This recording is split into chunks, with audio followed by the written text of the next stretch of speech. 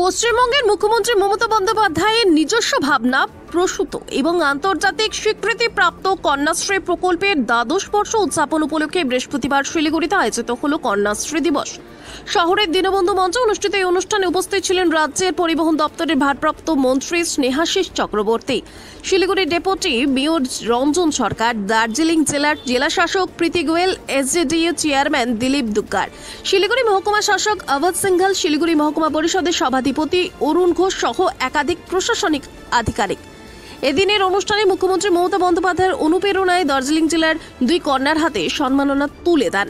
দার্জিলিংয়ের প্রতিমা রায় পান বিশেষ কন্যাশ্রীর বিশেষ সম্মাননা এবং শিলিগুড়ির তানিয়া ঘোষ পান বিশেষ পুরস্কার।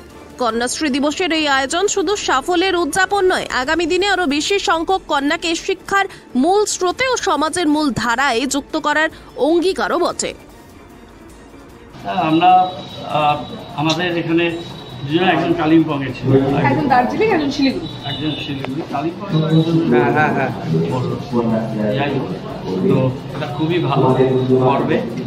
কন্যাশ্রীরা এগিয়ে যাক এবং 12 বছর হলো এবং সামনের বছর 1 কোটি কন্যারা এই প্রাপক হবে, যেটা আমাদের সারা বিশ্বে একটা অতুলনীয় একটা দৃষ্টান্ত স্থাপন হবে। ইতিমধ্যে ইউনেস্কো থেকে পদক জিতেছে, বিশ্বজয় করেছে কন্যাশ্রী প্রকল্প। আমরা আশা করি যে আমাদের কন্যারা একদিন বিশ্বজয়ী। আমাদের জেলার মেয়ে, আমাদের গর্ব। আজকে অনারেবল চিফ মিনিস্টার হাত থেকে ওরা পুরস্কার পেয়েছে, আমরা গর্বিত আছি। আর আমাদের এই যেটা কন্যাশ্রী প্রোগ্রাম আছে, এটা 12th প্রোগ্রাম হচ্ছে আজকে, মানে 2013-তে মাননীয় মুখ্যমন্ত্রী লঞ্চ করেছিলেন। আমাদের জেলায় আজকে শিলিগুড়িতেও হচ্ছে, আর পাহাড়েও একটা অনুষ্ঠান হচ্ছে। আর আপনারা জানেন এই স্কিমে মেয়েরা 1000 টাকা করে পায়, আর যখন 18 বছর হয়ে যায় তখন 25,000 টাকা পায়। তো আশা করি মানে এর উদ্দেশ্য হচ্ছে কি মেয়ের নিজের এডুকেশন কন্টিনিউ করতে পারে আর চাইল্ড ম্যারেজ থেকে বাঁচতে পারে, এটাই এই প্রোগ্রামের উদ্দেশ্য। কন্যাশ্রী দিবস 93 লক্ষ কন্যাশ্রী আজকে সারা রাজ্যে তারা কন্যাশ্রী প্রাপক, কন্যাশ্রী ক্লাব এবং তাদের মধ্যে রাজ্যের এবং আন্তর্জাতিক স্তরে এবং দেশের মধ্যে অনেক ভালো ভালো জায়গায় তারা আজকে পৌঁছচ্ছেন।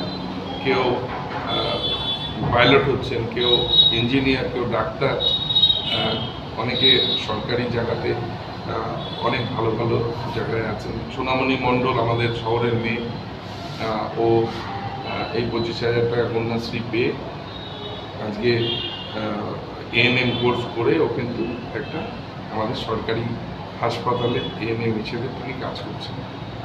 এর থেকে গর্বের কিছু হয় না। আমাদের মেয়েরা সারা বিশ্বে ছড়িয়ে পড়বে, বিশ্বশ্রী হবে, এটাই মাননীয় মুখ্যমন্ত্রীর স্বপ্ন এবং সেই স্বপ্ন আগামী দিনে বাস্তবায়িত হওয়ার পথে। 1 যুগ ধরে টানা ইউনেস্কো সবচেয়ে বড় সম্মান যে কন্যাশ্রী, সেই কন্যাশ্রী ভবিষ্যতে আরও শক্তিশালী হবে। আমাদের মেয়েরা তারা যে শক্তিশালী, তারা আত্মনির্ভর এবং তারা যে সব কিছু করতে পারে আজকের দিনে, সেটাই প্রমাণিত। কন্যাশ্রী বিশ্বব্যাপী।